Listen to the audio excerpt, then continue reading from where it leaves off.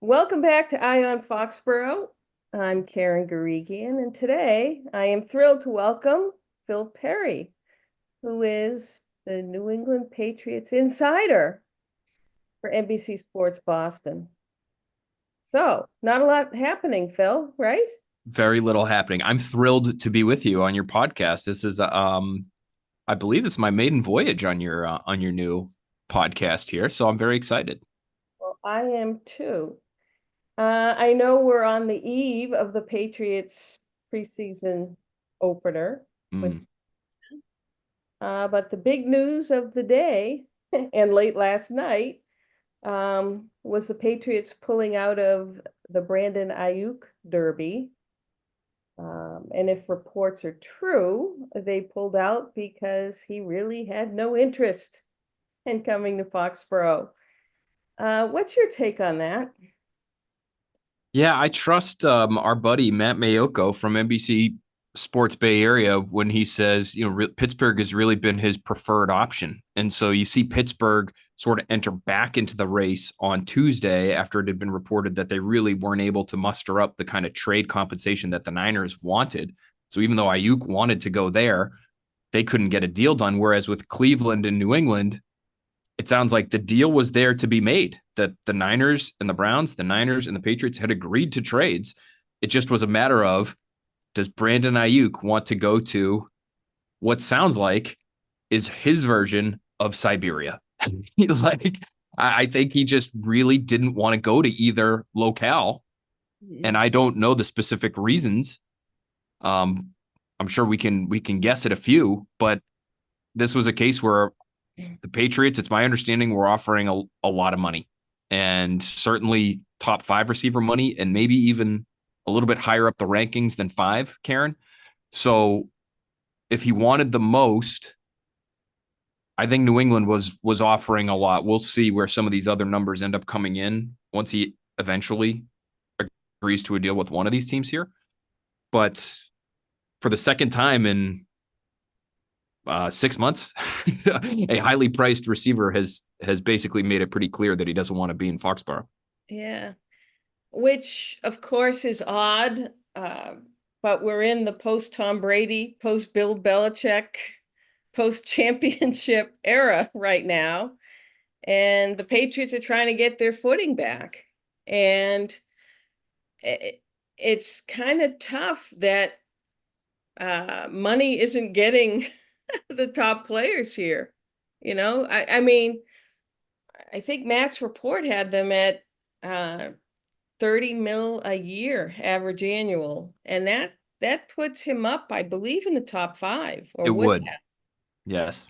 have. So I think ultimately the lesson here is that the Patriots are going to have to get back to winning. uh, I mean, there's nothing they can do about an income tax, which was Ridley's part of Ridley's excuse. Um, but they're going to have Drake May establish himself as a young stud quarterback on the rise, and again, to lure in the type of talent that they really need to get better. Yeah, it's interesting. We're just so accustomed to, especially in football, and I don't blame players at all. In football, oftentimes the biggest deal wins. And again, we'll see if that ended up being the case with the Patriots. It ended up, I think, if I remember correctly, Karen, it ended up not being the case with Tennessee. I think Tennessee maybe offered slightly more. The Patriots thought they had a winning caliber offer into Ridley, and he still was holding out because he really didn't want to come. And somebody swooped in last minute and offered him something maybe even a little bit better. And so he ended up going with Tennessee. I just wonder, like, how long is this going to take? Do they have to establish that Drake May is a good player? And if they do, how much do they have to play him this year to maybe be in the running for free agents next year, especially at the receiver position? Um, is it just about the program itself? I think when Bill Belichick was here, while he was a draw for some recent free agent signings, I can remember Jalen Mills telling us a story soon after he signed. He just couldn't believe that Bill Belichick was interested in him. And then he saw him in the cafeteria at one Patriot place, and he, oh bleep, it's Bill Belichick, like right to Bill Belichick because he was It was behind him like in the line. starstruck. He was Yeah, starstruck. right, Yeah. like speechless that Yeah. this was his new head coach. And so that was a draw for some players in the recent past.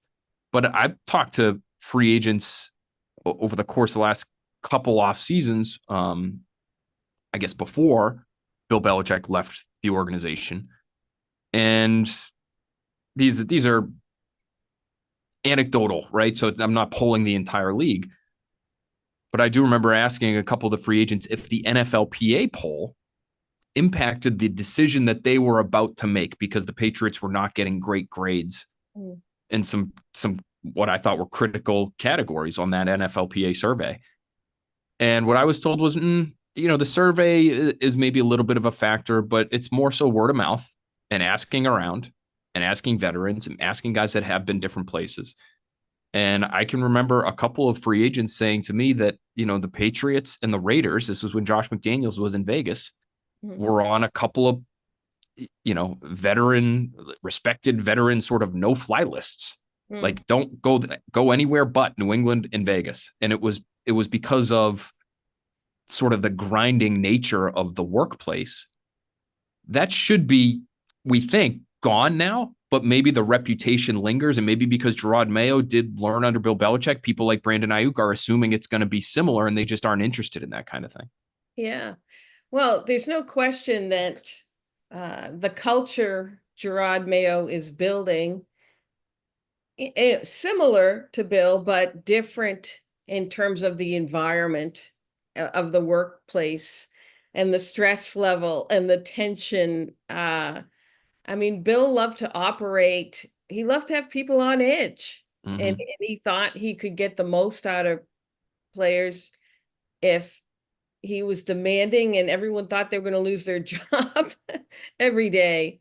Whereas, I mean, Gerod's still trying to establish it, but it's kind of polar opposite of that, he wants a player-friendly environment. He wants an open environment, less stressful environment.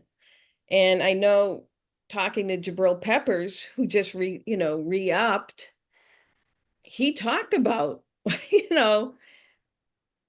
and he was the biggest fan of Belichick too, but he talked about liking what Jerod was bringing to the table, and, continuing what they've started on defense. Maybe it's different for players on offense coming here, but defensively, at least I thought they still have some cachet. And I wonder if it's just, like, does Mayo just need some time to truly establish league wide what his culture is versus what Bill's was? Again, do they just need to experience more success? Do they need to get Drake May on the field and have him be that draw? I mean, we're seeing now guys want to play in Buffalo. Who wanted to play in Buffalo before Josh Allen got there and established himself as a great player? So he can be a draw eventually. I do wonder if that impacts, his timeline in the eyes of decision makers in Foxborough. Okay, if we're going to get any of these guys that we have our sights set on, they've got a ton of cap space available to them, not only now, but next off season as well, Karen. Right. And if they want to be in the mix for, geez, I don't know, say Brandon Aiyuk doesn't sign anywhere and he ends up playing on his on the $14 million a year, 50-year option in San Francisco, and he ends up being a free agent. Okay, do you need to get Drake May a month's worth of work or more than that to prove to people like Aiyuk, hey, this guy can play? And if you come here, not only are you going to get paid, but you're going to have a shot maybe at getting a second big deal because you're going to have 4 good years here with a really good quarterback. I wonder if that would impact their decision-making in any way. It probably shouldn't. The number one priority should probably just be play Drake May when he's ready. Don't rush him out there, even if it's only with a month left in the season, because you want to try to entice some free agents. But I just don't know how they're going to convince people to get here without becoming a solid program with a promising quarterback first. Pennsylvania, by the way, I'm just looking it up right now, Karen. They do have state income tax. I wasn't sure if they were one of these like Tennessee, Texas, Yeah, no, Florida states. They do have state income tax. I don't know if they have a millionaires tax the way Massachusetts does or anything like it, but it's interesting to me that he prefers Pittsburgh so significantly over a place like New England, because I wouldn't be thrilled about going there right now. I don't love the quarterback situation. I don't think it's a great team. It's Northeast. Like, if you're not comfortable with that kind of thing, he played his college ball at Arizona State. Like, if he, I just am having trouble sort of squaring the choice of Pittsburgh over New England if New England's offering more money. I'd love to get Aiyuk under a light and ask him under one of those lights and ask him, point blank, why are you drawn there and not here? Well, and if it's because, Karen, they've never had a losing season under Tomlin, right? If that's it, I applaud him for that. He's about to leave the best team in football, which is arguably the best team in football, which has offered him a long-term, relatively lucrative, is my understanding. It's not going to pay him maybe $30 million a year, but it's not like a fall off a cliff value below that. He could stay in San Francisco and be part of a great team and win there. So it doesn't seem like winning is his top priority, and it doesn't seem like money is maybe his top priority. So maybe he just loves the idea of Mike Tomlin and that culture. And again, that just hasn't been established yet here. And maybe he doesn't like being the fourth wheel, kind of, Sure. in that offense. Everybody looks Deebo Samuel. They look at George Kittle. They look at Christian McCaffrey, and it's like, oh yeah, Brandon Aiyuk. Mm-hmm. It's a great point. What you hear sort of about, except if players. he came here, he would be the guy. Right. There's no question about that. Great motivating factors for a lot of players, money, obviously, but also opportunity. And if he sees the opportunity to truly be a star and to be viewed as a Tyreek Hill or a Justin Jefferson and truly be like a household name, and he needs to go somewhere else to accomplish that, maybe that is part of the equation for him. Yeah. Well, let's segue over to the Drake May topic. He is going to play tomorrow. We don't know how much. How do you think they've handled the Patriots at large, have handled him to date through training camp, the reps he's getting, who he's playing with? Has it been the most conducive for him to improve, get better? Just wondering your thoughts on that. Yeah, I would say the two things. One thing I like, one thing I haven't liked as much. The one thing that I do like that they've done is they've given him a lot of reps. He's taken a lot of competitive snaps against a good defense. I would say the first and second units, they sort of mix and match more, makes sense. Maybe mix and match more a little bit on the defensive side than they do on the offensive side.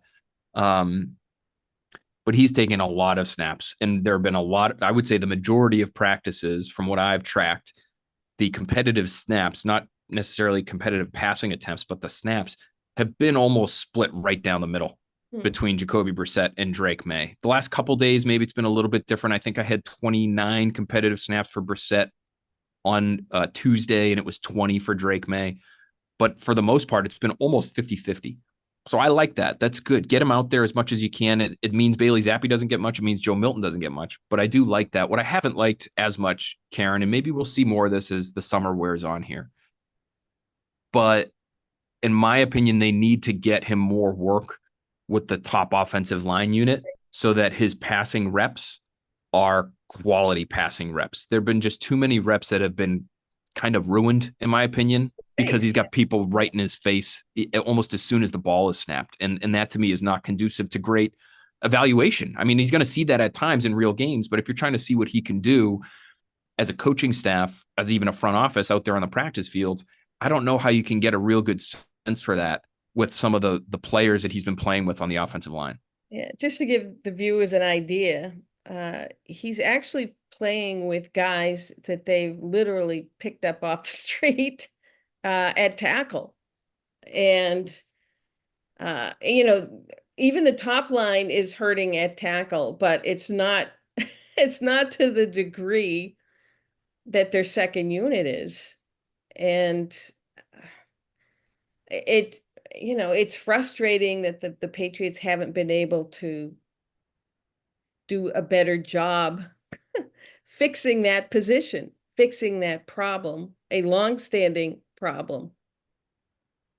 It tells you just how I'm going to use the word desperate. Maybe they wouldn't use that word because this guy's not going to be a top 2 tackle for them. But if he's a top 4 tackle and you're trying to see what a rookie quarterback can do, like signing Kellen D, who I think you're mentioning as the street free agent that they just signed, drafted a couple years ago. He was available. They signed him on August 2nd. I believe he was Drake May's left tackle the next day.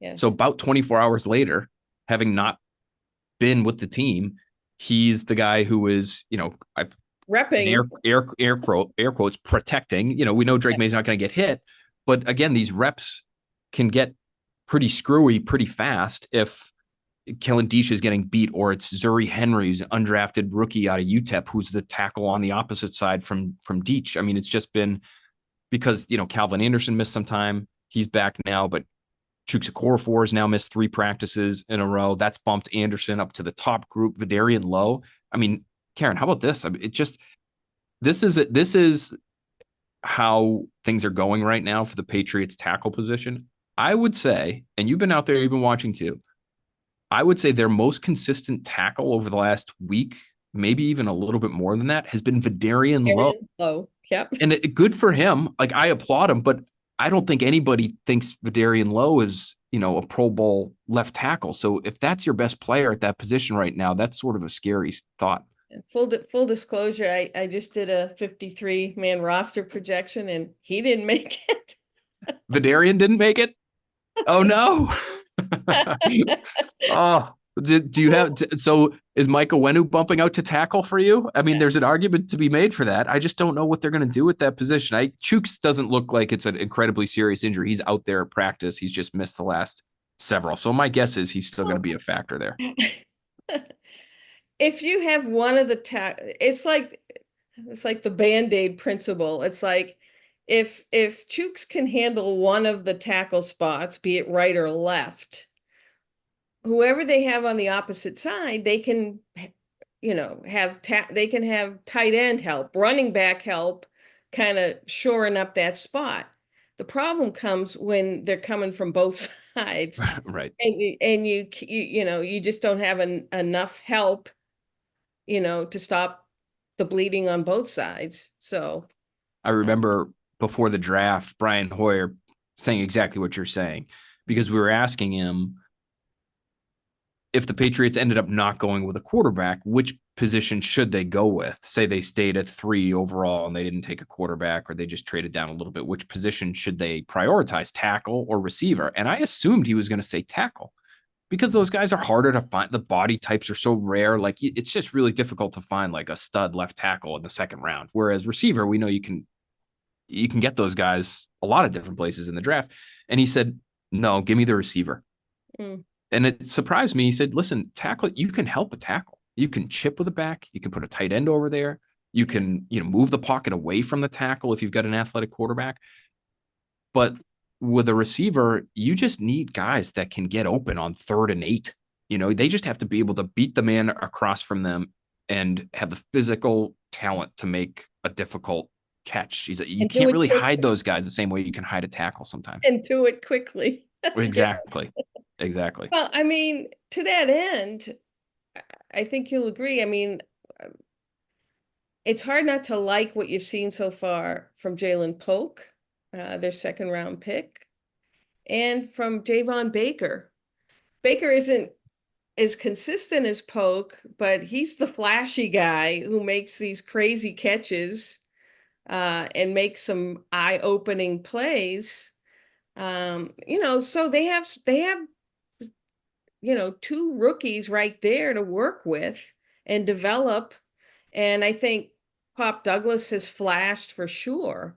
So it's not like, we're not in the stink, stank, stunk era anymore, I don't think. But, hopefully the Patriots can develop the talent they have if they're unable to land the Brandon Aiyuks of the world. Yeah, I think they're at least on the right track, right? I'm with you. I feel the same way. Polk feels like the more consistent, steady option, and I can remember one downfield catch maybe a week or so ago. He made a diving catch on sort of a comeback from Drake May recently. So he has the ability to make some eye-opening catches himself. It's just sort of in a different way from Baker, who really does flash. I mean, he had one of the most impressive incomplete, I don't know, receptions. I don't want to call it a reception. One of the most impressive incomplete targets, I guess, that I've seen all camp yesterday, where he's going out of bounds and he's laid out and he ends up sort of somersaulting out of bounds out of the end zone. And he only got 1 foot in from what I could tell, Yeah. but it was like an incredible catch, ridiculous. And so the body control and the hand eye, like that stuff is there for him. So there's certainly promise there. Pop Douglas being in his second year, I think you have the makings of a really solid room there. I would say they're like a Brandon Aiyuk away from being like Right. a really strong room, potentially, especially maybe next year when those two rookies are in year two. But they're on the right track, and we have seen teams do it in terms of building a room. Do it this way, meaning if they don't land that big free agent or that massive trade, the Packers, I think, are a pretty good example of putting together a strong receiver room without a true quote unquote number one. Christian Watson is their big bodied, really fast down the field guy, but he's a little inconsistent and he's not always available. And so I have a hard time calling him a legit number one, but that's a good young receiver room on a team that's I think, going to compete for the NFC Championship this year, Karen. I don't know if they're going to get there and win it, but they're in that mix. Yeah. With a good young quarterback. So there is a path there to sort of just develop these guys all together. The Houston Texans, I know they just added Steph Diggs, but the Texans last year, probably another good example of, just have a good, solid young room and let them grow with the quarterback and see how it clicks. It obviously clicked really quickly last year for Houston. The Patriots probably hoping the same thing happens for them. And we know Elliott Wolf, of course, grew up in Green Bay in that organization, and he's learned from his father. So, I mean, you can see a lot of the parallels now of how he's building and constructing this team.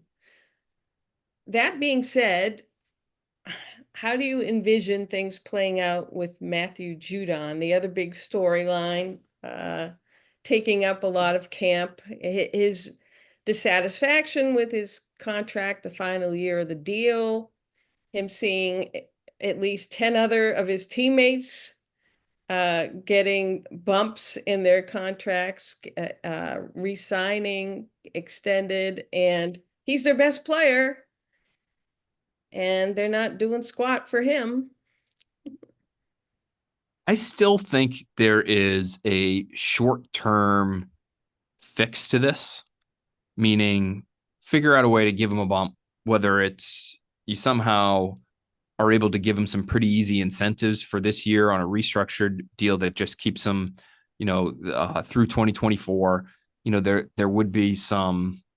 The cap really shouldn't even be a factor, Karen, because they have so much space. If it needed to be, you could make some of those incentives not likely to be earned. He only played 4 games last year, so maybe you give him a huge incentive for 5 games. And if you can get to that 5 marker, now all of a sudden you've got your windfall. You could also give him sort of a quote unquote extension, give him a 1-year extension, but make the second year sort of a fluff year and just spread the money, whatever it ends up being reported as. Okay, Matthew Judon's on a new 2-year deal that'll carry him through 2025, when like the reality is it's maybe a 1-year deal for whatever half the amount is that gets reported, and you just guarantee the first year and you don't guarantee the second year, and maybe he's gone after the season. I think they could pull something like that off. We know they've made him an offer. He mentioned the other day he doesn't think his market is $6.5 million. The Patriots don't feel that way either, Matthew. Just FYI, they've been in contact and they've tried to get you to sign other things that are not a decrease from 6.5. Like they're trying to improve things. They just haven't improved him to the level that he feels like is respectable to this point, is my understanding. So I still think they can do it. I wonder, do you think, Karen, there's any way Mayo said this wasn't the case when I asked him about it. Andrew Callahan asked him about it as well. But I wondered if they were waiting on something with Judon in case the Ayuk thing worked out. Because if you start giving out, like, I'm just thinking about from a cash perspective, if they got Brandon Aiyuk and they gave him a new contract, that signing bonus, if it's a $30 million signing bonus, that's money that's out the door right away. Even with and then if Judon, you want to give him guaranteed money too, like all of a sudden that could be like a $50 million week, and that's expensive. And so I wondered if they were maybe going to wait on Ayuk to see if that actually happened before Yeah. giving Judon anything extra. It makes perfect sense, although Gerard claimed one doesn't have to do with the other. Right. But I also think, and again, this is an impression I had, post free agency where they really didn't, they didn't get enough to patch their holes. I think they're also waiting to see what happens with when people have to cut the rosters down to 53 and to see what shakes out there, or, is there a tackle, decent tackle that they can pick up there? Is there another receiver that they could pick up, you know, after roster cut downs? So I think they're actually, waiting to see how that plays out, or, you know, might the Browns just trade Amari Cooper, you know, Mm. in and around the time that they, have to cut their roster down as well. So I think there's other things that they're looking at. And again, if you commit this to Judon, it might, I don't know if it precludes you from doing some of the other things they might have their eyes on. Yeah. I mean, we should say it shouldn't, right? Like they have Of so course. much money, they could Yeah. do Judon and Ayuk. We know they're not interested in Ayuk anymore. I'm wondering what happens with Trent Williams. Trent Williams, I believe, still hasn't practiced in San Francisco, and he's looking for a new deal. Now, he is also, I think he's 36 years old this year, Karen. Yeah. And he's got a base salary that's set to pay him over 20 million. Now, he's one of these guys, one of these veterans that, like Devon Gottschall, like Judon, where the guaranteed salary going into this year is nothing right now. Until he gets to week 1 of the regular season, his base salary is not guaranteed. And so I wonder if he's just going to try to hold out all camp and then get to week 1. It's guaranteed he gets to stay in San Francisco, and everybody's fine with it because it's Trent Williams. He's a Hall of Fame tackle, and they really want him there. Or if they decide, hey, we've gotten by with less than tackles in this system before, and so we'll figure it out and we'll trade you. Maybe if they want to trade for somebody like Trent Williams again on a $20 million salary, maybe that's some of that money that you would earmark for Judon or one of these receivers. Maybe that ends up going to a player like that if you're able to pull that off. I have no idea if they're interested in trading Trent Williams or if Trent Williams wants to be traded or anything, but I'm just throwing that out as an example. Like, good, expensive tackles probably aren't shaking free at the end of the cut down day. But if somebody's dying to be traded because they're not getting what they want contractually, that is a consideration. Well, it might be a bump up from the guys that are getting off the street. just a tick, maybe. Yeah, guys that were actually on an NFL roster before August. Lastly, obviously, with the first game ahead, what will you be focused on looking at? And in a segue from that, does anything really excite you about this team? Yeah, about the Patriots, I would say that I want to see the young players develop. I love the draft. I do a podcast called the Next Pats Podcast, and we basically only focus on the draft and the rookies and the second year guys. That's pretty much exclusively what we do. And so I want to see how these receivers perform if they're able to get out there and get a reasonable number of snaps. My guess is we won't see Pop Douglas. He's still been in the red jersey with that hand issue that he's been dealing with. But how much do we even see Drake May play, Karen? That to me is interesting. I would love to see him play a lot, but if they feel like, and we're talking about the offensive line, if they feel like they can't protect him, you can't keep him out there for long. And I wouldn't want to keep Jacoby Brissett out there for long either, quite frankly. I don't think he needs it, number one. And number two, he looks like he's going to be your starting quarterback. And so, maybe it ends up being a heavy, zappy Joe Milton game. But I want to see these receivers. I want to see Polk and Baker specifically go up against NFL cornerbacks. I also defensively, I'm interested in some of the depth pieces. I think we know what Jonathan Jones is. We know what Kyle Duggar is. We know what Jabril Peppers is. How does Christian Gonzalez look if he gets to play? And Gerard Mayo said everybody who's healthy gets to play. We've seen him be okay at times for sure. Well, I've also seen him lose reps to Tyquan Thornton on the outside. And I think Christian Gonzalez is going to be a great player. But how does it look if he gets to go up against, one of these Carolina receivers? They've tried to revamp that room a little bit, but they've got a couple good athletes. I know the rookie Xavier Leggette's dealing with an injury, but Jonathan Mingo, who's a pretty physically talented guy, if not a great receiver yet. How does he look against Christian Gonzalez? And then even, I'll even go so deep as to, be really looking at some of the undrafted rookies, Karen, or the late round picks. Marcellus Dial had an interception yesterday. Is he able to make any plays? I think Del Pettis has been the best undrafted, the safety, number 34. He's been the best undrafted rookie, in my opinion, that's been in camp. Yeah. And I think he's smart. He played a ton of football at Troy, so he's not your typical undrafted rookie, maybe, but I think he played 60 games at Troy. And he looks like he knows what he's doing out there. And we've seen him rep with the first team defense. So a guy like that is somebody I'm really interested in watching too. At the very least, we'll get a taste of that, getting a better glimpse at these guys against opposing players. I think next week, the joint practices with the Eagles will be even more fascinating. I think we'll get, a better understanding of just how good some of these young players are, going up against another team in a joint practice setting. And I think the Patriots are also looking toward that as well. Yeah, it's so nice to have those. And I know they're only doing one to try to limit the fights. Yeah. You don't want to, you're not trying to turn it into a WWE sort of Raw situation on when is that practice? Probably next Tuesday, right? Tuesday, yeah. But you can control the situations there where they might only get, Drake May, if he plays a handful of series, he might only get one or two real third and long opportunities. He might only get 1 2-minute drill, and it might be at the end of the first half, so in practice, they'll be able to do maybe multiple of those if they want to. They can go down the red zone whenever they want and work in there. And so those are so much more valuable in my opinion. But,